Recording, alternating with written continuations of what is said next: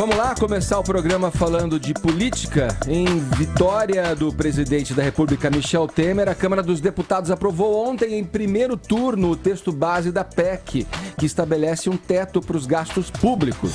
Denise Campos de Toledo está aqui, nossa musa da economia, já para tratar desse assunto e nos ajudar a entender melhor essa proposta aí e as consequências que ela traz para o país. Denise, bom dia. Bom dia, Edgar. Conta aí tudo pra gente sobre essa PEC que foi aprovada aí na primeira votação, o que dá aí uma ideia de um prestígio, né? Claro. Que o presidente Michel Força Temer... política mesmo, capacidade de articulação, né?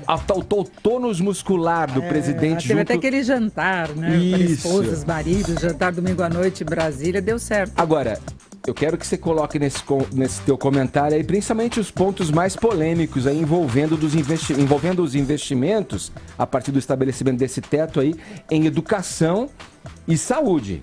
Eles estão ameaçados ou não, Denise, esses investimentos nessas áreas cruciais para o Brasil? Depende de gestão do governo, porque assim, ele colocou todas as despesas no mesmo pacote. E essas despesas não vão subir além da inflação do ano anterior. Como havia um questionamento muito grande em relação à situação de saúde e educação, ele deixou essas duas áreas apenas para 2018. Sim. Então, no ano que vem, essa restrição não vai valer para essas duas áreas. Vai ser aplicado possivelmente por uma base melhor, porque elas têm um percentual de participação na arrecadação do governo. Como a arrecadação está muito ruim, a receita, então se congelasse ou segurasse o aumento das despesas com base no valor deste ano, aí sim você teria um corte efetivo já no curto prazo. Agora não, você deixa isso para 2018, não é? No ano que vem esses gastos vão crescer, né? De qualquer modo, os gastos do governo vão crescer mais do que a inflação do ano que vem, porque a inflação deste ano deve ficar por volta de uns 7%. No ano que vem a previsão é alguma coisa em torno de 5%, talvez um pouco menos, então você vai ter essa expansão. Agora, isso é importante, Edgar, porque você tem um histórico aí dos últimos anos de aumento dos gastos, uma faixa assim de 6% em termos reais. Então, os gastos vão crescendo, independentemente do que você tem de situação de receita, e a receita caiu muito, e se você não barrar essa situação, o governo não volta a ter capacidade de pagar a dívida. Então, ele não consegue gerar superávit. Mesmo com a aprovação da PEC, ele deve levar uns 4 anos para voltar a ter superávit. No ano que vem vai ter déficit, no outro ano também vai ter déficit, então é uma coisa de longo prazo. Agora, não basta só essa PEC, porque se ele tiver essa limitação geral de gastos, as despesas com a Previdência vão continuar subindo normalmente, daqui a pouco vão abocanhar tudo, porque aí ele tem um determinado bolo. Porque você está dizendo porque a população está envelhecendo, é isso? As pessoas tem mais vão gente se aposentando usando e menos gente reajuste contribuindo. do benefício, que tem um critério próprio de reajuste. Então, tem o salário mínimo, que também pode ser revisto se o governo não se enquadrar, se ele por acaso estourar por um ou outro fator o que tem de limite, ele pode, por exemplo, não reajustar o salário mínimo em determinado ano. Agora, quando eu falava que depende do governo essa questão de saúde e educação, ele vai poder manobrar as despesas dentro da composição de gastos. Então, se houver necessidade de destinar mais dinheiro para a saúde, ele pode destinar, tira de outra área. É isso. Entendi. Denise, eu preciso te perguntar, e ontem quando foi aprovada essa PEC, na internet todo mundo fazia os mesmos questionamentos. Eu acho que é importante a gente tentar traduzir para o ouvinte.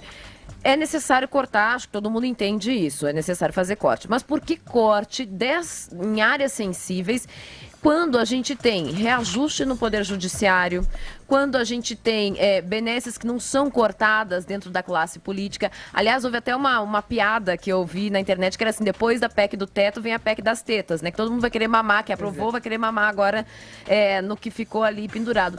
Por que não corta, por exemplo, das emendas parlamentares? Quando os Mas parlamentares vai cortar, agora vai tem que cortar, vai cortar. Está tudo no mesmo pacote. E, inclusive, você mudando na Constituição, o governo tem essa argumentação, quando começa aquela pressão toda por reajuste do funcionalismo, das várias categorias, ele vai falar, olha, eu não posso estourar esse limite de ampliação de gastos. Está tudo no mesmo pacote. Então, ele fica mais fácil para o governo fazer frente a essas pressões que são inevitáveis. Emendas de parlamentares, ele fala, olha, não pode, o setor público não pode gastar além disso. A gente tem uma situação gravíssima nos estados também. Os estados também estão querendo se enquadrar no mesmo limite, porque aí quando você tem greve do funcionalismo pressionando para ter reajuste maior, eles falam, não vai dar. Nós não podemos, porque senão vai ter que tirar dinheiro de saúde e educação, vai ter que tirar de outras áreas de governo. Então, é uma situação difícil, vai ser administrada, a previsão é de 20 anos desse critério valendo, com uma revisão daqui a uns 10 anos, se a economia estiver crescendo, porque tem que voltar até aquela situação de saldo positivo das contas. A previsão é que em poucos anos a dívida pública chegue a 90% do PIB. Se o governo não recuperar a capacidade de pagar essa dívida, o que ele vai fazer? Ele vai emitir moeda. Quando emite moeda, você gera inflação. Você volta numa situação de crise. E o governo que não tem capacidade de ter saldo positivo perde credibilidade, não atrai investimentos. Os agentes econômicos, que se fala muito que é uma coisa de mercado, não é. É a indústria, o comércio, os empresários sabem que tem uma situação de fragilidade das contas públicas que pode dar errado em algum momento. Então, as pessoas ficam mais retraídas nessa questão de investimento. Então, recupera a credibilidade, a economia volta a crescer e ele tem mais margem de manobra. Denise, uma perguntinha. Desculpa, eu ia até fazer uma parte em função de algo que a gente conversou na redação, Tonholi. O Ricardo Senna esteve aqui e evidenciou essa questão fiscal do Brasil, um problema crucial para que o Brasil ultrapasse e supere isso para começar a voltar a vislumbrar algo melhor em termos econômicos, em termos de estrutura. E falávamos aqui na redação, conversando, né, Tonholi? Não sei se era sobre isso que você iria se colocar, mas de investimentos vindos de fora, né, a partir desse acerto e a partir dessa demonstração do governo de que haveria então sim um esforço para enxugar gastos e regular as despesas do governo. Com certeza. Era isso que você ia tocar, Tonholi? A gente falou sobre isso um pouco antes de entrar no ar aqui. Então, eu te perguntar outra coisa também. Eu lembro que no governo, com esse congelamento do Temer, me corrija, por favor, se eu estiver errado, o salário mínimo não vai ser equiparado com a inflação, né? Ele vai ficar congelado também. Não fica congelado. Em princípio, ele segue a mesma regra, porque tem uma determinação legal de correção do mínimo.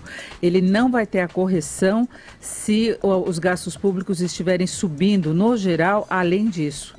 Então, o governo vai ter de fazer a reforma da Previdência para ele poder preservar o reajuste, o critério de reajuste do salário mínimo, que tem um peso enorme na Previdência. Então, se ele colocar um limite de aposentadoria, fizer a revisão de alguns benefícios, ele começa a adequar mais os gastos da Previdência. Agora, pode mudar se as despesas não ficarem dentro dos limites. Oi, não, eu vou participar aqui da conversa, que o Trindade, Zé Maria Trindade está em Brasília. Dois, então. Denise, fica com a gente aqui um pouquinho, vamos para Brasília, porque o governo Michel Temer venceu essa votação por 366 votos contra 111, que são votos contrários a ela. O governo teve 58 votos a mais do que o necessário para a aprovação dessa proposta de emenda constitucional. Vamos lá para Brasília com o Trindade para saber que leitura o Trindade, que na verdade são os nossos olhos e ouvidos na capital federal, faz desse placar aí favorável ao governo. Bom dia, Trindade. É isso, muito bom dia, Edgar, bom dia, Tonholi, bom dia, Denise, bom dia a todos aí. Olha, há muito a Denise sabe disso, a economia e a política estão interligados de uma maneira muito forte, né? Ontem, Edgar, houve uma virada de página no governo Temer. Ele se empenhou pessoalmente, não escondeu as dificuldades, muita gente achou que ele estava sendo catastrofista demais, mas ele se empenhou, almoçou, jantou, deve ter engordado uns 2 quilos nessa negociação. E ficou ontem até a meia-noite esperando essa votação e respirou aliviado. Ele manteve a base governista que aprovou o impeachment da ex-presidente Dilma Rousseff. A diferença pequena de um voto. Então, isso é muito importante para o governo, não só no mérito, que a Denise está explicando muito bem aí também, como na força política. É um novo governo. E eu vi também, Edgar, aquela virada no plenário, né?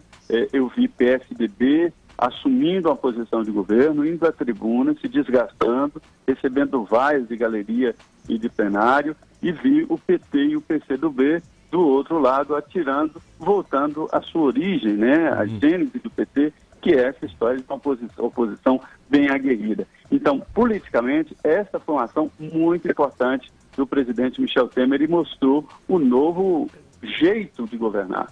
Ele, depois da votação, ele ligou para todos os líderes.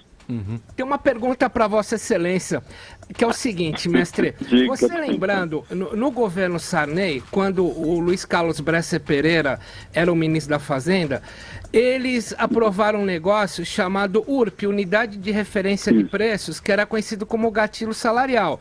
Subia a inflação, eles subiam o mínimo para equiparar com a inflação. Aí uma hora o Bresser e o Sarney resolveram não mais manter a URP, congelaram a URP, e pela primeira vez na história do Brasil, os militares se uniram ao sindicalismo. Então a gente tinha na época o ministro-chefe do Estado-Maior das Forças Armadas, o brigadeiro Paulo Roberto Camarinha, se uniu ao sindicalismo para defender a volta da URP. Foi a primeira vez que aconteceu aquilo em muito tempo. Você, e por extensão a Denise, acham que caso a questão do salário mínimo e certos reajustes não contemplem o que as pessoas esperam, você pode ter uma união, a exemplo do que aconteceu no governo Sarney, de coisas que hoje, por exemplo, são assimétricas, como sindicalismo, militares? Pode, se ele quiser mexer na reforma, na aposentadoria dos militares também, né, Zé Maria? Que o governo parece que vai deixar fora. Se ele fizer, você vai ter força sindical CUT junto com os militares, pode ter certeza. Eu ouvi isso aqui ontem, Denise. Eu queria ver essa. Você ouviu, Trindade? Uau! Ouvi os lobistas aqui porque quando acontece uma votação assim, o Salão Verde enche de lobistas, né, de defensores de todos os grupos. O presidente Michel Temer está mexendo num corporativismo muito grande que dominou, sequestrou, eu diria assim, o Estado, porque muitos estados estão vivendo para se pagar, um sistema autofágico, né? O Estado recolhe para se pagar e pronto. Se você precisa do Estado para qualquer coisa, tem dificuldade. Eu não estou falando de coisas complexas como saúde, educação, estou falando assim, buscar o seu guia de IPTU, você vai encontrar dificuldades. O Estado não está funcionando, está pagando salários. A gente viu aí que nas carreiras brasileiras, né, os promotores estão em primeiro lugar na frente de executivos de grandes empresas, né? Então é preciso dar essa mexida no Estado, e isso provocou uma ida ao Congresso Nacional de lobistas de todos os lados. E eu ouvi na porta do plenário, finalmente os militares vão ter que trabalhar conosco e vir para o nosso lado. Olha, só quero lembrar uma coisa. A primeira pessoa que eu vi tocando nessa questão de mexer em direitos adquiridos foi o Tarso Genro, quando era ministro da Justiça, dizendo que isso era necessário. Ele falou nisso por um mês e depois nunca mais. O silêncio tomou uma força muito grande. São abusos adquiridos, diriam alguns. Zé Maria, quando mexeram muito de leve, né? Eles colocaram que aquela coisa da filha do militar, mas se o militar já está nativa, já está trabalhando. Se tiver uma filha daqui 5 anos, ela ainda vai ter o direito à aposentadoria. É só depois que for sair você reciclar todo esse pessoal que perderia o direito. Então foi uma coisa assim de longuíssimo prazo, perder de vista. Olha, Trindade, eu fico pensando aqui, fazendo no papel do ouvinte, que é um assunto já naturalmente complexo, né? De você entender os meandros, né, dessa proposta, desse projeto. Então, o ouvinte deve ficar ouvindo e pensando o seguinte: estamos diante, mais uma vez, não seria diferente, de um embate político, porque especialistas, né, da oposição olham e enxergam essa medida como uma medida ruim, que vai limitar, sim, e justificam lá com seus cálculos e suas razões, a limitação de gastos para áreas cruciais da educação e da saúde. O outro lado, as pessoas que estão agora pró-governo, olham e enxergam diferente e buscam uma explicação para isso. O que a gente está tentando aqui nesse debate, é fazer o ouvinte entender de uma maneira clara por onde as coisas devem seguir a partir da aprovação. Isso é só o começo, porque ainda é uma questão técnica, né, Edgar? É de conta. Você tem que fazer a soma. Esqueceram que você não pode ficar gastando mais do que você tem. E no limite.